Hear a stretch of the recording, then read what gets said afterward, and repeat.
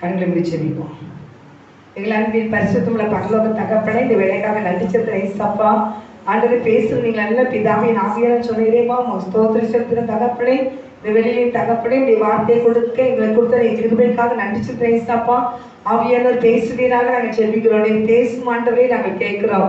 உடைய பாதத்தைகளை முற்றுமாய் தாழ்த்தி ஒப்புக் கொடுக்கிறோம். இயேசு கிறிஸ்துவின் நாமத்தினால் ஜெபிக்கிறோம் நல்ல பிதாவே, ஆமென். வசனம் தியானிக்கையில் இதயமதில் ஆறுதலே, காரிருளில் நடக்கையிலே தீபமாக வழி நடத்தோர், காரிருளில் நடக்கையிலே தீபமாக வழி நடத்தோர், காரிருளில் நடக்கையிலே தீபமாக வழி நடத்தோ, திருக்கரத்தால் தாங்கி என்னை திரு சித்தம் போல் நடத்திடுவே, குயவர் கையில் களிமண்ணால் அனுதினமே படைத்திடுமே, குயவன் கையில் களிமண்ணால் அனுதினமே படைத்திடுமே. அல்லேலூயா, அல்லேலூயா. கர்த்தரை ஆசீர்வதிப்பாராக. இந்த நாளையிலேயும் தேவனை கற்றுக் கொடுக்கிற வார்த்தை மத்தேயு 5ஆம் அதிகாரம் 3ஆம் வசனத்தை வாசிங்க.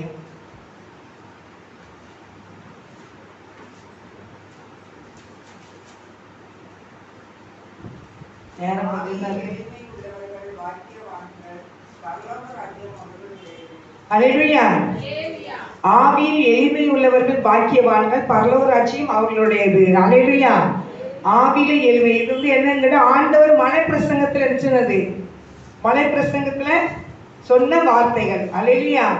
ஒரு 5ஆம் அதிகாரத்துல தான் தொடங்குது மலை பிரசங்கம். அந்த பிரசங்கத்துல அவர் என்ன செய்யறாருன்னா, அவர் 1 அவர் திரளான ஜனங்களை கண்டு மலையின் மேல் ஏறினார்.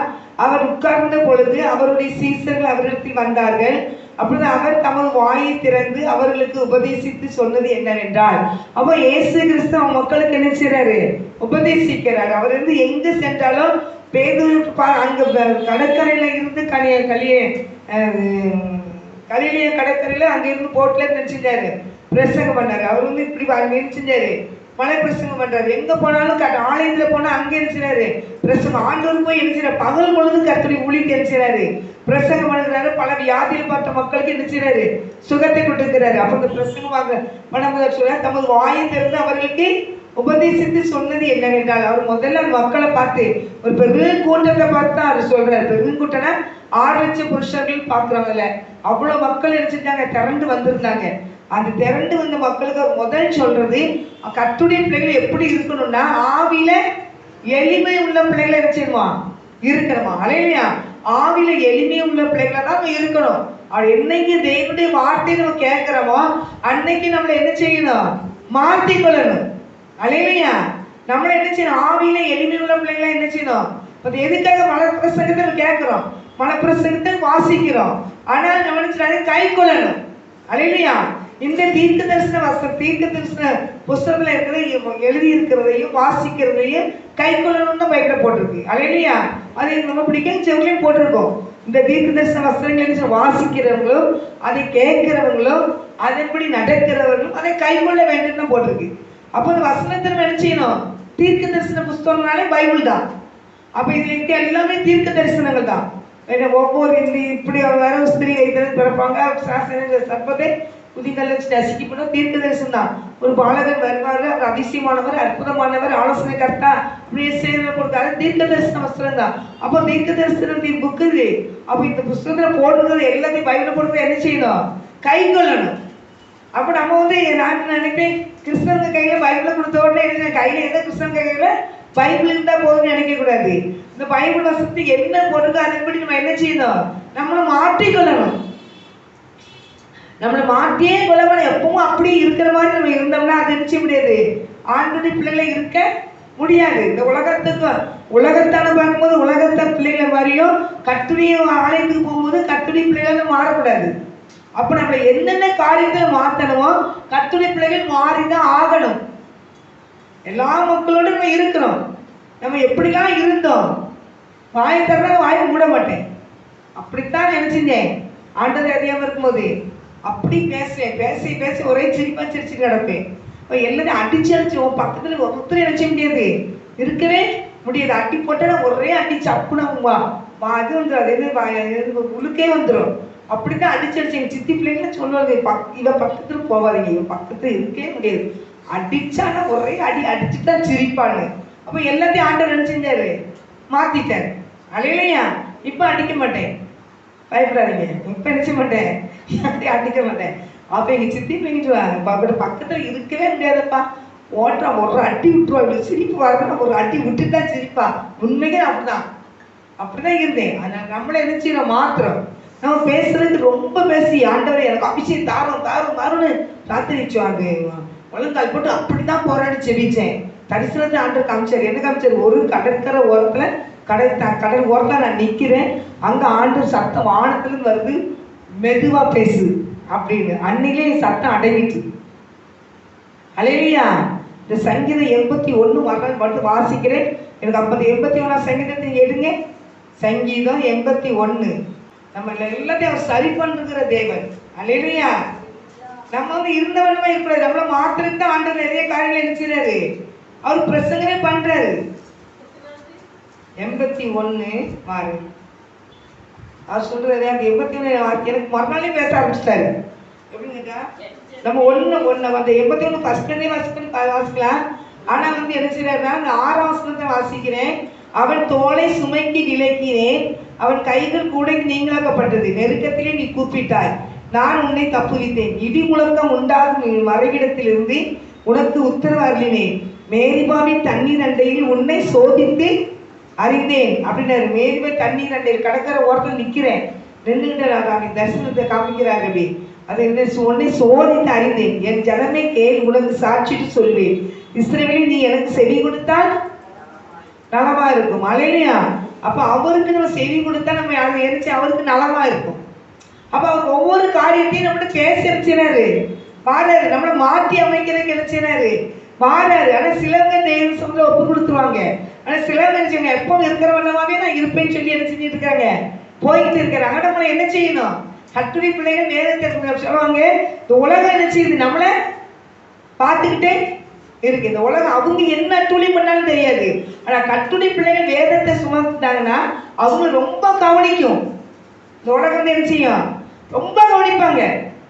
அப்ப சொல்லுவாங்க, இவங்க கட்டாடு அன்னைக்கு 2 நாளைக்கு முன்னாடி சொன்னாங்க, எந்த ஒரு காரியத்தையும் கிறிஸ்தவங்கிட்ட சொல்லலாம், கிறிஸ்தவங்கள நம்பலாம். ஆனா இப்ப கிறிஸ்தவங்களே இல்லை, ஊர்ல மட்டும் போய் சொல்றாங்க, அவங்கள நம்பவே முடியாது. அப்படிங்கிற சூழ்நிலைக்கு என்ன செஞ்சுட்டு வந்துட்டு. அப்போ நாங்கள் சின்ன பிள்ளைகளை கூப்பிட்டு கிறிஸ்தவங்க ரொம்ப உண்மையா இருப்பாங்க, நேர்மையா இருப்பாங்க, அவங்க பொய்லாம் சொல்லவே மாட்டாங்க, ரொம்ப ஒழுக்கமா இருப்பாங்க அப்படின்லாம் நாங்கள் சின்ன வயசுல சொல்றேன். நாங்கள் காது கொடுத்து கேட்டிருக்கோம், ஆண்டு சமுதிரம் சொல்றேன். ஆனால் இன்னைக்கு எந்த கிறிஸ்தவங்களும் நினைச்சோம்ல சொல்ல முடியல. ஒரு ரகசியத்தை கூட ஒரு கிறிஸ்தவங்களை சொல்ல முடியல. அவங்க எங்களை எல்லாத்துலேயும் போய் எதையுமே அவங்க செய்வாங்க, ஊதுவாங்க. அப்போ தேவ பிள்ளைங்களை இன்னைக்கு எல்லாம் மாறிட்டு. அப்ப கட்டுரை பிள்ளைகள் நம்மளை என்ன செய்றாரு, மாற்றி அமைக்க அவர் விரும்புகிறார். நம்ம அந்த உலகம் நம்மளை பார்க்குதுன்னா நம்ம நிறைய காரியங்களை எதிர்பார்க்குது உலகம், இவங்க எப்படி இருக்காங்க அப்படின்ட்டு. அப்போ சொல்றாங்க, ஆண்டவர் நீங்க இயேசுவை ஏற்றுக்கொண்டு அவங்க எது சொல்லுவாங்கன்னா, முதல்ல கிறிஸ்தவங்களை மாத்துங்க அப்படிங்காங்க. அவர் என்ன செய்வேன், நம்ம கிராமொழிக்கு போயிட்டு எஞ்சானமே மனம் திரும்பு, அங்க நம்ம கொட்டடிக்க வேண்டாம், கிறிஸ்தவ மத்தியில கொட்டடிக்கணும், நீ மனம் திரும்புன்னு. அல்லேலூயா. சொல்லக்கூடாதா? அவர் யாருக்கு சொல்றாரு? அவர் பைபிள சொல்லிட்டு போற கிறிஸ்தவங்க தான் சொல்லியிருக்கிறாரு, நீ மனம் திரும்பு, நீ மனம் திரும்பலன்னா உங்க விளக்கு தண்டை என்ன செஞ்சிருவேன், புடிங்கி போட்டுருவேன் அப்படின்னு சொல்லியிருக்கிறார். வெளிப்படுத்தல நிறைய காரியங்கள் நம்ம மனம் திரும்பணும். நான் இருக்கிற வண்ணமா இருப்பேன், என்கிட்ட பேசுறவங்க என்ன செய்யக்கூடாது, மனம் திரும்பணும்னு நினைக்கிறது. கர்த்தருடைய பிள்ளைகளாக நம்ம ஒவ்வொரு பாவங்களையும் மாற்றுகிறதுக்கு தான் இந்த பைபிள் வசனம் என்ன செஞ்சிருக்குது. ஸோ அதான் என் ஜனமே எனக்கு செவி கொடுத்தா எனக்கு நீ உனக்கு நலமா இருக்கும். இப்போ அவர் சத்தத்துக்கு நம்ம செவி கொடுக்கறதுக்கு இல்லை ஜனங்கள். அதாவது மலை பிரசங்கத்தில் 3 நாள் இந்த 5ஆம் அதிகாரம் 6ஆம் அதிகாரம் 7ஆம் அதிகாரம் அவங்க கரெக்டாக 3 அதிகாரமும் எங்க மத்தியில மலை பிரசங்கம் தான். 3 நாள் பிரசங்கம் பண்ணி மக்களோட நினைச்சாரு போதிக்கிறாரு. இன்னைக்கு ஆண்டவர் நினைச்சிட்டு இருக்கிறாரு நம்மளுக்கு போதனை பண்ணிக்கிட்டா இருக்கிற போதனை பண்றாரு இல்லையா. சர்ச்சைக்கு போனாலும் போதனை பண்றாரு, ஜபக்குழுக்கு வந்தாலும் போதனை பண்றாரு, கன்வென்ஷன் போனாலும் போதனை பண்ணிட்டு தான் இருக்கிறாரு ஆண்டவர். ஆனா நம்ம சத்தத்தை கொடுக்கணும். கன்வென்ஷன் கொடுத்து போறோம் அப்படின்னு போவோம், ஆனா அங்க என்ன சொன்னாங்கிறது கூட மறந்துடும். சில பேர் சொல்லுவாங்க ஆண்டவர் நீங்க என்ன உங்ககிட்ட பேசுறா, ஐயா நான் கவனிக்கலையே என்ன வேதம் எதெல்லாமோ பேசுனாங்க அப்படின்னு சொல்லி முடிச்சுருவாங்க. நம்ம கத்துடி பிள்ளைகளை கன்வென்ஷன் கொடுத்து போறோம், ஜப கொடுத்து போறோம், சர்ச்சைக்கு போறோம், போகும்போது ஆவியானவர் நம்மளோட என்ன பேசுறாங்கிறத கவனிக்கணும். ஆலயத்துல ஜப கூட்டத்துல வரும்போது சர்ச்சைக்கு போகும்போது ஆண்டவரே நீ என்னோட பேசுங்க கேட்கணும். பேசுகிறார் ஆண்டவர் பேசுவார். நான் ரட்சிக்கப்பட்ட படகு முன்னகுட்டி ரட்சிக்கப்படுறதுக்கு முன்னகுட்டியே நான் எங்க சர்ச்சுக்குள்ள போகும்போது எங்க குருவானவர் அவன் ஒரு பொன்ராஜன் ஒரு குருவானர் இருந்தார். அந்த ஐயப்ப இருக்காங்க தெரியல. நான் பயங்கர உபத்திரத்தின் பதில போய்கிட்டு இருக்கேன். அந்த குருவானவர் நினைச்சுறாரு பேசுறாரு. நான் என்ன சொல்ல நினைக்கிறேன், நம்ம வீட்டுல நடந்ததுலாம் இவர் பேசுறாரு, இவருக்கு எப்படி தெரியும் பாவியன்னு நம்மளோட பேசுறாரு பாருங்க. அதுக்குள்ள பதில் சொல்றாரு, அது நீ இப்படி பயப்படாத அப்படிங்கிறதுல நிறைய காரியங்கள் பேசுறாரு. அப்போ நான் வந்து வீட்டுல நடந்தது இவருக்கு யார் சொன்னா அப்படிங்கறத நான் கொஸ்டின் பண்றேன் உட்காந்துக்கிட்டு. இப்போ ஆண்டவர் பேசுற காரியம் ஒவ்வொரு பிள்ளைகிட்டையும் ஆவியானவர் பேசிக்கிட்டே இருக்கிறார். நம்ம சின்ன பிள்ளை மாதிரி விளையாட்டு பிள்ளை மாதிரி நம்ம நினைச்சு கடந்து போய்கிட்டே எதை கடமைக்காக கிறிஸ்தவங்க சர்ச்சைக்கு போகணும், எதை கடமைக்காக பைபிளை கையில இருந்துச்சு கொண்டு போனோம், எதை கடமைக்காக வீட்டிலே ஜெபிக்கிறோம். அல்லேலூயா. ஆனால் தேவனுடைய பிள்ளைகளை ஒவ்வொருவருமே ஆத்ம பாரம் நிறைந்தவர்களா செய்யணும். ஆத்ம பாரம் கொஞ்ச காலம் தான் உலகத்தில் இருக்க போறோம். நல்லா சொல்றேன், கொஞ்ச காலம் தான் இருக்க போறோம். ஆனா ஒரு நாள் நியாயத்திற்கு நாள்ல சிங்காசனத்தில் ஆண்டு உட்காரும் போது எல்லாத்தையும் தட்டி எழுப்புவார். இந்த மண்ணுனாலே நம்மளை படைச்சு மண்ணுக்கு நம்ம போயிடுவோம். மண்ணை அந்த மண்ணை நினைச்சு இங்க போட்டுருவார் ஆண்டவர். ஆத்மா அங்கே எடுக்கப்பட்டுரும், கர்த்தர் வந்து ஆவி அங்கே எடுத்துக்கொள்ளப்படும். அப்போ அங்கே இணைப்பாங்களே நம்ம வச்சிருப்பாரு, எல்லாத்தையும் தட்டி எழுப்பார், புதிய சரீரத்தை கொடுத்து எழுப்புவாரு. எழுப்பி நம்மளுக்கு எல்லாத்துக்குமே நியாயத்திற்கு நடக்கும். அது பைபிள் வசனம் 100 போட்டிருக்கு. நீதி அதான் எனக்கு ரொம்ப பிடிச்சது. இறக்கம் உள்ளவர்களுக்கு இறக்கம் உள்ள நியாயத்திற்கு நிச்சயமா நடக்கும் அப்படின்னு சொல்லி பைபிள் போட்டிருக்கு. அப்போ மனுஷன் பேசுற வார்த்தைகளும் நியாயத்துக்கு நல்ல கணக்கு கொடுக்கணும் போட்டிருக்கு. போட்டிருக்க அப்போ மனுஷன் பேசுற வார்த்தைகளை நியாயத்திற்கு நாள் அன்னைக்கு என்ன செய்யணும், கணக்கு உபயோகிச்சே ஆகணும். எல்லாம் கண்ணீரும் கணக்குல வச்சிருக்கேங்கிறாரு, உன் அலைச்சல கணக்குல வச்சிருக்கேங்கிறாரு, உன் பெருமூச்சை கணக்குல வச்சிருக்கேங்கிற எல்லாத்தையும் அங்க எரிச்சுவாரு நியாயத்திற்கு நாள்ல. எதுக்கு அழுதோம், எதுக்கு அலைஞ்சோம் எல்லாம் இருக்கும். தேவ பிள்ளைகளே வந்து உலகத்துல இருந்துட்டு எப்படி இருக்கும் எப்படி மறிக்கும் அவரு கர்த்தருக்குள் நிறுத்தி நடந்தான்னு சொல்றாங்க. அதெல்லாம் எப்படி இல்லை டூப்பு போய் அல்லையா. ஆண்டவர் பயந்து நடந்தாதான் கர்த்தருக்குள் நிறுத்தி அடைய முடியும். உலகத்தை இப்படி எப்படியே இருந்துட்டு மறிக்க முடியாது. மறிச்சோம்னா அது பல்லத்துக்கு போக முடியாது.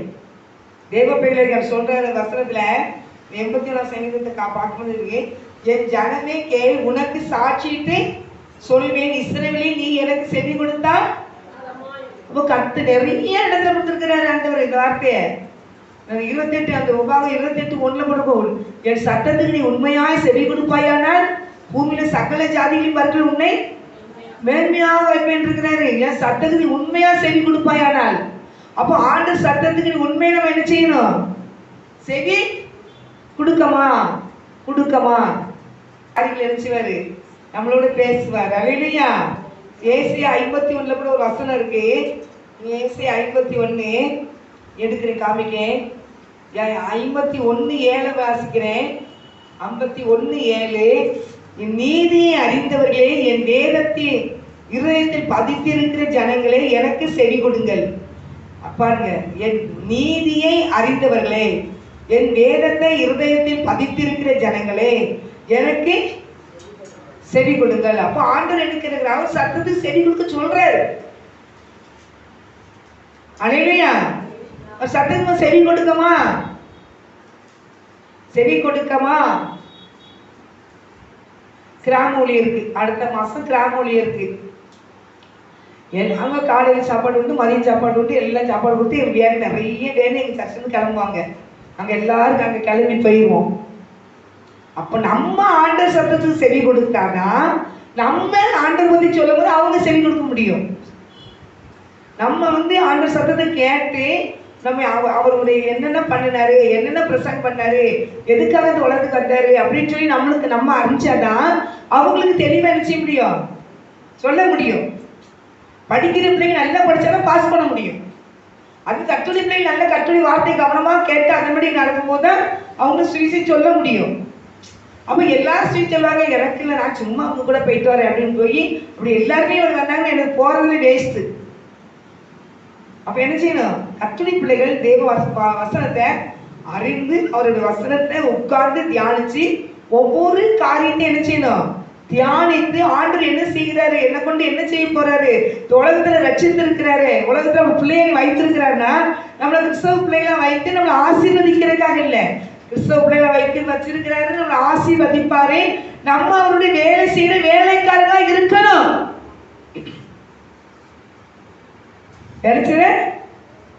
வேலைக்காரங்களா இருக்கணும். ஏதாவது ஒரு நம்மளுக்கு மயில வந்திருக்கிற ஒரு ஆத்மாக்களை யாருக்காவது ஆண்டவர் பற்றி சொல்லணும். இல்லாட்டி வீட்டுல இருந்து நீங்க அதை பொருட்படுத்தி செய்யுங்க. அந்த ஜபத்தை விட்டாம அந்த ஆத்மாக்களுக்காக வீட்டுல பக்கத்துல ஐயோ நம்ம போய் சொல்லணும்னு அவசியம் கிடையாது. பக்கத்துல இருக்கிற மக்கள் ரட்சிக்கப்படாம இருக்காங்க. பக்கத்துல இருக்க மக்கள் நம்ம தெரு மக்கள். அப்ப இந்த மக்களுக்கே என்ன செய்யணும்? நம்ம ஆண்டவர் ஒரு நோக்கம் எல்லாமே எந்த தெருவையும் வச்சிருக்க மாட்டாரு. அவர் எல்லாத்தையும் கரெக்டா பிளான் பண்ணி தான் வச்சிருப்பாரு. நம்ம தான் என்ன உடனே தெரியாத மாதிரி பொம்மை மாதிரி பார்த்துக்கிட்டு இருக்கோம். எந்தெந்த தெருவில் யாரையாரும் வச்சுக்காங்க அவ்வளவு பேர்த்துக்கும் கேரண்டி நம்ம தான். அல்லேலூயா. இந்த மெய்ப்பர்களுக்கு உருவானவர்களுக்கோ ஒரு சபை பாஸ்டர்களுக்கோ இல்லை ஒரு ஆர்சி சாமியார்களுக்கோ ஒரு ஆண்டவர் ஒரு கணக்கு வச்சிருக்கிறாரு. அவங்க மந்தையில கிடக்கிற ஆடுகளுக்கு அவங்க கணக்கு கொடுத்தே ஆகணும். ஒரு பெந்தேகோஸ் பாஸ்டரா இருந்தாங்கன்னா அவங்க சிஎஸ்சி குருவானவராக இருந்தாங்கன்னா இல்லை ஆர்சி சாமியாரா இருந்தாங்கன்னா அவங்க அங்கங்க மந்தைக்குள்ள ஆர்டர் அடைச்சி வச்சிருப்பாரு. அது அவர் ரகசியம் வெளிப்படுத்த மாட்டாரு. அந்த அவ்வளவத்தையும் குறித்து இன்னைக்கு ஒரு ஆத்மா போச்சு அவங்கள தேடலை அப்படின்னு நினைச்சுன்னா கர்த்தர் பார்த்துக்கிட்டே இருந்து கணக்கப்பார். அல்லேலூயா. தேவ பிள்ளைகளா நீங்க ஒவ்வொரு எல்லாத்துலையும் பாஸ்டர் மாத்திரம் இல்லை, குருமானர் மாத்திரம் இல்லை, கட்டுடி பிள்ளைகள் வேதத்தை சுமக்கிற ஒவ்வொரு பிள்ளைகிட்டையும் ஆண்டவர் நினைச்சுவாரு, கவனமா இருப்பாரு. என்ன பண்றாங்கன்ற உலகத்துல இருந்து அதை சொன்னா நீதிமான்கள் மேலே கண்கள் நோக்கமா இருக்கு. வாசிக்கிறது மாத்திரம் இல்லை, நல்லொரு மலையும் தீயொரு மலையும் என் மலை இறைச்சிவேன், வர்சிக்க பண்ணுவேன். அதான் நான் உங்களை திக்கச்சொல்ல விடவே மாட்டேன், நான் தாய் தீர்த்துக்குள்ள உன்னை தேற்றுவேன் அப்படின்னு ஏன் சொல்றாரு? அவ்வளவு பொறுப்பா அவ்வளவு கவனமா நம்ம மேல வச்சிருக்கிறாரு ஆண்டவர் அன்பு. அந்த ஆண்டவருக்காக நம்ம எதையாவது செய்யணும். நம்ம வாசிக்கிறோம் ஒரு எவ்வளோ பாடு அனுபவிச்சாரு. ஐயோ இந்த சிலுவைக்கு போறதுக்கு முன்னாடி அவர் ஜெபித்தாரு, ஆண்டவரே என் சித்தல இந்த பாத்திரம் என்னோட நீங்க முடியும் நீங்கட்டு அது உங்களுடைய சித்தத்தை படி எவ்வளோ வேதனைப்பட்டு அவர் ஜெபம் பண்ணியிருப்பாரு. அவர் ஜெபிக்கும் போது ரத்தம் அந்த வேறு ரத்த துணியா விழுந்துச்சான். அவ்வளவு போராடி அவர் ஜெபிச்சிருக்கிறாரு இந்த மக்களுக்காக. தகப்ப ஆண்டவர் அனுப்பி அவருக்கு அனுப்புமாரான வந்து அங்கே வர்றேன்ல நான் போறேன் உங்களுக்கு பசுத்தாவினர் அனுப்புறேன்னு சொல்லி அனுப்பி அவ்வளோ கரிசனையா நம்மளை வழி நடத்திட்டு இருக்கிற ஆண்டவரை நம்ம கட்டம கிறிஸ்தவங்களா இருந்துக்கிட்டு என் குடும்பம் நல்லா இருந்தா போதும், என் பிள்ளைங்க நல்லா இருந்தா போதும், நான் நல்லா இருந்தா போதும் அப்படின்னு சொல்லிக்கிட்டு அப்படியே அது யாருக்கோ வந்தது எப்படியோ போதுன்னு சொல்லி அடுத்தவங்களை பார்த்துக்கிட்டு இருந்தோம்னா ஆண்டவர் எல்லாத்துக்குமே ஆப்பு வைப்பார். அல்லேலூயா. கட்டுரை பிள்ளைகள் நீங்க ஜெபிக்கணும், உளுந்து என்ன செய்யணும்? ஜெபிக்கணும். அதுக்கப்புறம் சொல்லுவாங்க அவங்களுக்கு என்ன இருந்து அவங்களுக்கு ராத்திரியும் பகலும் தேவசமத்தை கட்டுரை ஊழியக்காரங்க உழுந்து கிடக்காங்க. ஒரு பாஸ்டர் கார்ல போறாரு, ஒரு சொல்றா சைக்கிள் தானே போறாங்க கார்ல போறாங்க பாருங்க எவ்வளவு பணம் அங்கே ஏறிட்டு அப்படின்னா நான் சொன்னேன் அவங்க தான் போறாங்க ராத்திரி பகலும் தேவசமத்தை விழுந்து கிடப்பாங்க, கர்த்தர் ஆசீர்வதிக்கிறது. நீங்க அதை பத்தி சொல்லக்கூடாது. நீங்க சும்மா ஊர்க்கதையை அழுதுகிட்டு ஊர்க்கதையை பேசிக்கிட்டு அவங்க நல்லா இருக்காங்கன்னு சொல்லி கொட்டாய் விடாதீங்க. நீங்களும் தேவ சமுத்திரம் முழங்கால் போடுங்க, ஆண்டு சமுத்திரம் அழுங்க, எல்லா மக்களுக்கா ஜெபிங்க, அவங்கள மாதிரி நீங்களும் ஒரு சபை வைங்க. ஆண்டவர் உங்களே அப்படிதான் வைப்பாரு. ஆனா ராத்திரி மகளும் தேவ சமுத்திரம் என்ன செய்யணும்? விழுந்து கிடக்கணும், அழுதுகிட்டு என்ன செய்யணும்? செபிக்கணும். ஆத்துமாக்களுக்காக என்ன செய்யணும்? செபிக்கணும். அப்போ நம்ம குடும்பத்தையே நம்ம ஓட்டிட்டு போய்கிட்டு அந்த அழிந்துகிட்டு இருக்கிற ஆத்துமாக்கு மேல கவனம் இல்லாம இருந்து ஆண்டவரை நீ ஆசீர்வதிக்கணும், ஆசீர்வதிப்பார், மாட்டேன்னு சொல்ல மாட்டாரு ஆண்டவர். ஏன்னு கேட்டீங்கன்னா, என் பிள்ளைங்க அறியாமே பைபிள் எடுத்துட்டாங்க, கையில எடுத்திருக்காங்கன்னு சொல்லி ஆசீர்வாதம். பரலோகத்துல போன நியாய தீர்ப்பு உண்டு. இந்த நியாய தீர்ப்புக்கு நீங்க நடக்கும் போது அவருக்கு முன்னாலே நிக்க நம்ம பாத்திரவங்களை ஆகும்படி எப்பொழுதும் விழித்திருந்து என்ன செய்யணும்? ஜெபிக்கணும். எப்பொழுதும் ஒவ்வொரு காரியத்தையும் பார்த்தீங்கன்னா சபை கூடுதல என்ன செய்யக்கூடாது? விட்டு விடவே கூடாது. அப்போ ஆலயத்துக்கு போறதை என்ன செய்யக்கூடாது? விட்டுறக்கூடாது. ஜெபக்குழுக்கு வரதை என்ன செய்யக்கூடாது? விட்டுறக்கூடாது.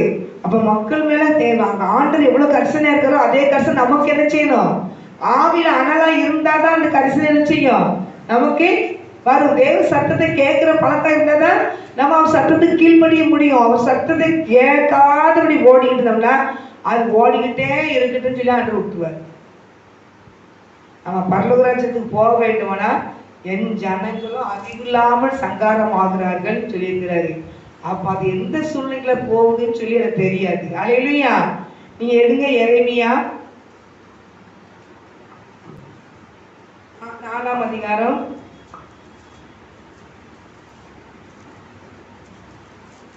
எரேமியா 4ஆம் அதிகாரம்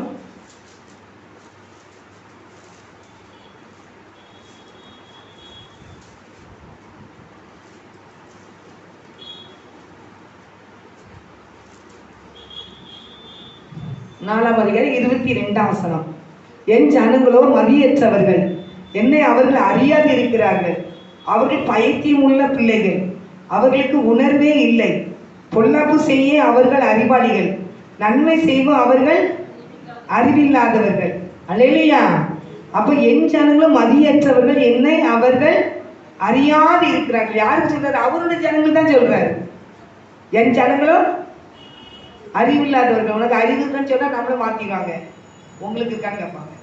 ஆண்டு கேட்க, என் ஜனங்களும் மதியற்றவர்கள், என்னை அவர்கள் அறியாது இருக்கிறார்கள். அவர்கள் பைத்தியம் உள்ள பிள்ளைகள், அவர்களுக்கு உணர்வே இல்லை. உணர்வு இருந்தாதான் ஆத்ம பாரத்தோடு தேசமுத்திரம் விழுந்து நினைச்சாங்க, ஆத்மாக்களுக்காக கண்ணீர் வடிப்பாங்க.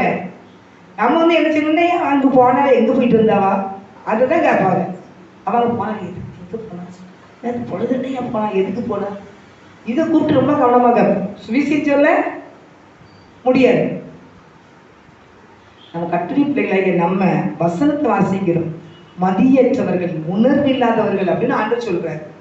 என் ஜனங்களோ என் சட்டத்துக்கு செவி கொடுத்தா நலமா இருக்கும் அப்படின்னு ஆண்டு சொன்னாரு. என் வேதத்தை அறிந்தவர்களே எனக்கு செவி கொடுங்க.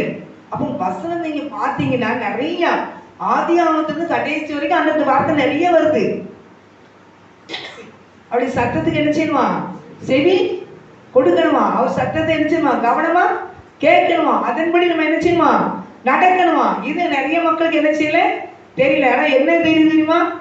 சர்ச்சைக்கு போகணும். ஏன் ஞாயிற்றுக்கிழமை சர்ச்சைக்கு போகணும், சர்ச்சைக்கு போயிட்டு கறிக்குளம் வச்சு சாப்பிடணும். இது நிறைய இருக்கிறார். சரியா? அப்புறம் நினைச்சுன்னா பைபிள் நாளைக்கு படிப்போம், இன்னைக்கு நேரம் இல்லை அப்படின்னு சொல்லிடுவாங்க.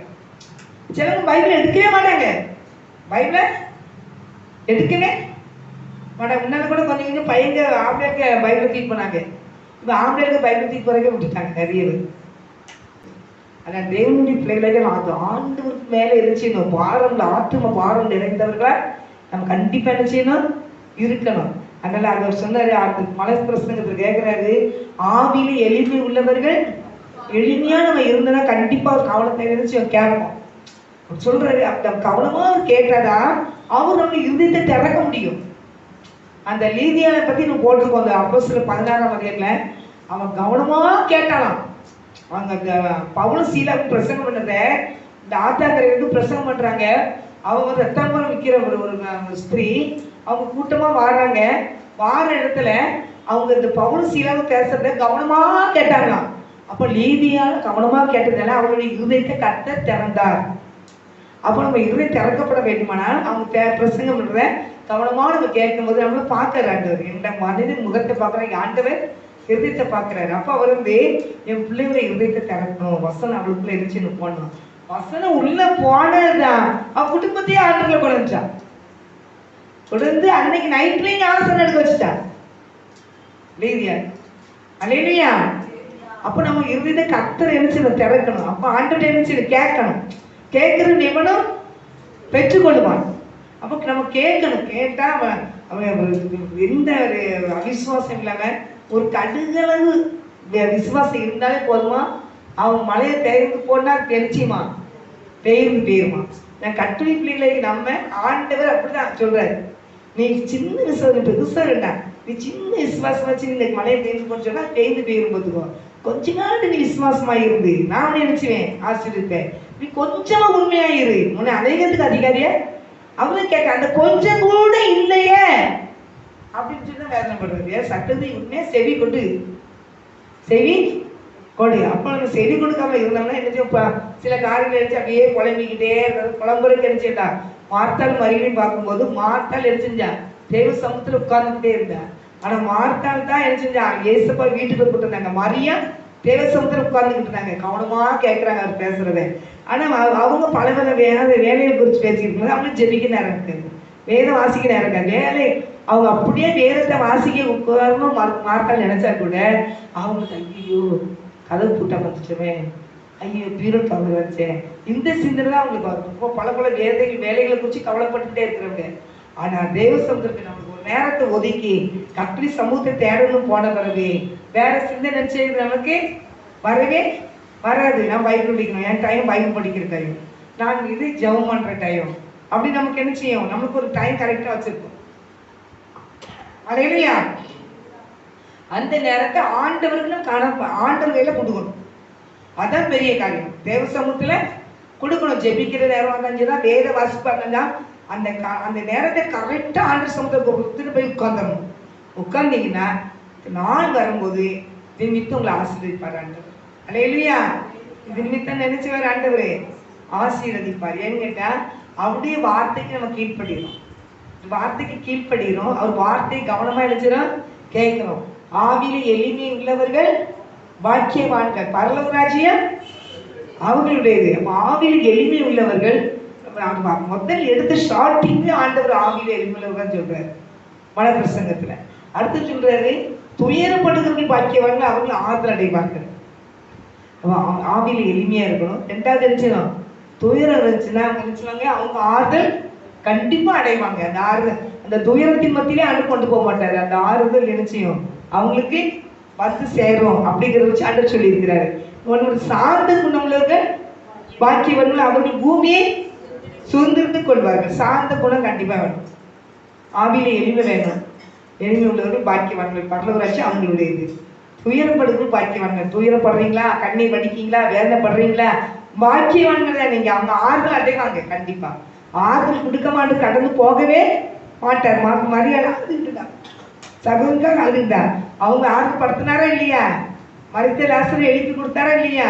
அதே போல எந்தெந்த காரியத்துக்காக நம்ம துயரப்பட்டு வேதனைப்படுறோமோ அது ஒரு பெரிய மாற்றத்தை தருவாரு, ஆசீர்வாதத்தை நமக்கு கிடைச்சுவாரு தருவாரு. நம்ம ஜெபம் ஜெபிக்கிற ஜெபம் வீண் போகவே போகாது. நம்ம எந்த காரியத்தை தேவ சமூகத்தில் வைக்கிறோமோ அந்த காரியத்தை நம்ம ஜெயத்தை எடுத்தே தீர்வுமே தவிர அது தோல்வியே என்ன செய்யாது வராது. ஏன்னுட்டா நம்ம வாழ்த்தை உண்மைப்படுத்தி சர்வ வல்லவனுக்கு தேவனுக்கு முன்பாக நினைச்சிடும் நம்ம ஜெபிக்கிறோம். அவர் ஜெபத்தை கேட்டுக்கொண்டே இருப்பார். அந்த ஜெபத்துல கண்டிப்பா ஒரு பெரிய உயர்வே இருக்கு. அதனால ஜெபம் பண்ணி பார்த்தேன் நான். என் ஜெபம் அவங்க கேட்கவே கேட்காது. அவங்க ஜெபத்தை கேட்பாரு, இவங்க ஜெபத்தை கேட்பாரு, என் ஜெபத்தை கேட்க மாட்டாரு. அவங்க நல்லா ஆயிட்டாங்க, நானும் ஜெபம் பண்ணிட்டு தானே இருக்கிறேன். இல்லை, உங்க ஜெபத்துக்கு கர்த்தர் பதில் கண்டிப்பா தருவாரு. அந்த வேலை வரும்போது அவர் பெரிய ஒரு மாற்றத்தை கர்த்தர் கண்டிப்பா அடிச்சுவாரு தருவாரு. அதான் சொல்லுவாரு எல்லாருக்கும் ஆமா இவங்க இது இப்படித்தான் அப்படின்னு சொன்னா அவர் சொல்லுவாரு இல்லை இவன் இப்படி அப்படின்பாரு. மக்கள் வந்து இவன் இப்படித்தான் அப்படின்னா ஆண்டு சொல்லுவாரு இல்ல என் பிள்ளை இப்படி அப்படின்னு கூப்பிடுவார், நிறுத்துவார். அதான் பார்க்க கண்களுக்கு ஆச்சரியமா இருக்கும். அல்லையா? மக்கள் ஒதுக்கலாம், கர்த்தர் உயர்த்துவார். இந்த உயர்த்தும் போது ஒதுக்கின கண்கள்லாம் என்ன செய்யும்? ஆச்சரியப்படும். அப்ப கர்த்தருடைய பிள்ளைகள் அவர் பாதத்தை தேடி தேடி தேடி தேடி அந்த முத்துக்களை என்ன செஞ்சிடணும்? நம்ம எடுத்துக்கணும். அந்த ஆசீர்வாதத்தை என்ன செய்யணும்? எடுத்துக்கணும். இன்னையில இருந்து நீங்க ஆண்டவருக்காக முக்கியத்துவம் கொடுங்க. உங்களுடைய உயர்வு உங்க பக்கத்துல தான் இருக்கு, உங்க ஜபத்துல தான் இருக்கு, ஆண்டவருக்கு கொடுக்குற கனத்துல தான் இருக்கு. அது மட்டும் நீங்க என்ன செஞ்சிடாதீங்க, மறந்துடாதீங்க. என் ஜபத்தை கேட்கவே மாட்டாரு அப்படின்னு சொல்லி நம்மளே கணக்கு போடக்கூடாது. வேலை வரும்போது சேர்த்து எல்லாத்தையும் சேர்த்து தான் நம்மளை ஆசீர்வதிப்பார் தவிர குறைய வைக்கவே மாட்டாரு. அவங்க ஆவியில எளிமை இருக்கணும். நீ துயரப்படுவீங்களா? இங்க கண்டிப்பா ஆறுதல் அடைவீங்க. சார்ந்த குணம்லாம் இருக்குங்க, பூமி சுதந்திரத்து கொள்வீங்க. அப்படிப்பட்ட பாக்கியத்தை தான் ஆண்டு வருஷம் பண்ணிக்கிட்டே இருக்கிறாரு. அதனால சார்ந்த குணம் கர்த்தருடைய பிள்ளைகளுக்கு வேணும். துயரப்பட்டீங்கன்னா ஒரு நாள் ஆறுதல் அடைவீங்க கண்டிப்பா. என் ஆவியில என்ன செய்யணும்? எளிமையா இருக்கணும். நம்மளே நம்மளை மாற்றிக்கிடணும்.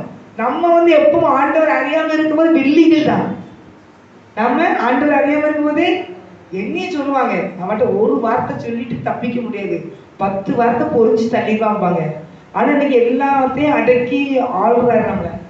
அலையிலையா ரொம்ப எதுவும் அதான் சொல்லுவேன், நம்ம வெள்ளியா இருந்தோம், இப்போ நம்மளும் நமக்கு ஆடணும் எங்க இருக்க கஸ்தூரி அப்படின்னு.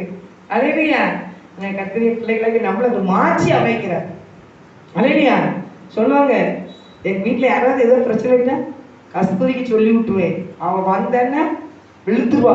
நான் யாரும் வெளுக்கவே மாட்டேன். ஆனால் என்னையும் அப்படி எங்கள் அம்மா வந்துட்டு சொல்லுவாங்க, அடிக்காம வரமாட்டாவா அப்படிம்பாங்க.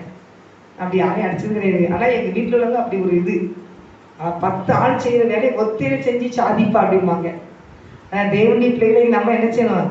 ஆண்டுக்கு வந்துட்டோமா, பைபிளை தூக்கிட்டோமா, ஒரு சத்தியத்தை கேட்க ஆரம்பிச்சிட்டோமா, நம்மளை மாற்றணும், நம்மளை மாற்றி அமைக்கணும். முடியலன்னா ஆண்டவர் இந்த காரியத்தை நீ மாற்றி அமைய ஆண்டவரை சொல்லி என்ன செய்யணும்?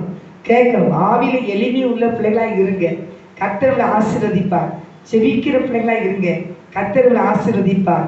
துயரப்படுகிற ஆறுதல் அடைவீங்க. சார்ந்த குணங்களா இருந்து பாருங்க, பூமியை சுதந்திரிக்க தேவன் ஆயுசு நாட்களை கூட்டி கொடுப்பார். அல்லேலூயா. கண்களை மூடி செபிப்போம். ஹல்லேலூயா, ஹல்லேலூயா. நன்றி பரிசுத்த ஆவியானவரே, உமக்கு நன்றி சொல்கிறேன் ஆண்டவரே. நன்றிப்பா, நீ கொடுத்த நல்ல வார்த்தைக்காக நன்றி சொல்கிறேன் ஏசாப்பா. நன்றி ஏசாப்பா, உடைய வார்த்தை கொண்டு உடைய பிள்ளைகளோட பேசுறதுக்காக நன்றி சொல்கிறேன் ஏசாப்பா. ஆண்டவரே எங்களோட பேசினே உமக்கு நன்றி. நன்றி. வந்திருக்கிற ஒவ்வொரு குடும்பத்தையும் ஆசீர்வதிங்கப்பா, ஒவ்வொரு குடும்பத்தையும் பிள்ளைகளையும் ஆசீர்வதிங்கப்பா. குடும்பத்தில் கட்டாவே என்னென்ன தேவையோ எல்லா தேவைகளையும் நீ ஆசீர்வத்து கொடுங்கப்பா. சரி, நல்ல சுகத்தை கொடுங்கப்பா, பலன் கொடுங்க. பிள்ளைகளுடைய காரியங்களை கர்த்தர் பொறுப்பெடுத்துக் கொள்ளுங்க. பிள்ளைகள் எதிர்காலத்தை ஆசீர்வத்து கொடுங்க ஆண்டவரே. குடும்ப வருமானத்தை ஆசீர்வத்து கொடுங்க. தேவனே உமக்கு ஸ்தோத்திரம். ஆண்டவரே ஆவிக்குரிய வாழ்க்கையை எளிமை பிரகாசிக்க பண்ணுங்க. அப்படியே கர்த்தர் செய்யப்பட கிருபைக்காக ஸ்தோத்திரம். தடைகளை நீக்கி போடுங்க. உங்க நாம மாத்திரம் பிள்ளைகள் மூலியமா எங்க மூலியமா மகிமைப்படட்டும். இயேசுவின் நாமத்தினால் ஜெபிக்கிறோம் நல்ல பிதாவே, ஆமென். ஆத்துமாவே கர்த்தரை ஸ்தோத்திரி, முழுமையுமே ஒரு நாமத்தை ஸ்தோத்திரி. ஆத்துமாவே கர்த்தரை ஸ்தோத்திரி, கர்த்தர் செய்த சகல உபகாரங்களை மறவாதே. ஆமென், ஆமென், ஆமென். ஹல்லேலூயா, ஹல்லேலூயா, ஹல்லேலூயா. கர்த்தர் எல்லாத்தையும் ஆசீர்வதிப்பாராக. ஆமென், ஆமென், ஆமென், ஆமென், ஆமென், ஆமென். ஹல்லேலூயா. எல்லாம் சந்தோஷமா இருக்கீங்களா? சந்தோஷமா இருக்கீங்களா? சிரிங்களே, சரிங்க, சந்தோஷமா இருங்க. சந்தோஷமாயிருங்க, எப்பொழுது சந்தோஷமாயிருங்க, சந்தோஷமாயிருங்க, எப்பொழுது சந்தோஷமாயிருங்க. அல்லேலூயா. கர்த்தர் எல்லாத்தையும் ஆசீர்வதிப்பாராக. ஆமென்.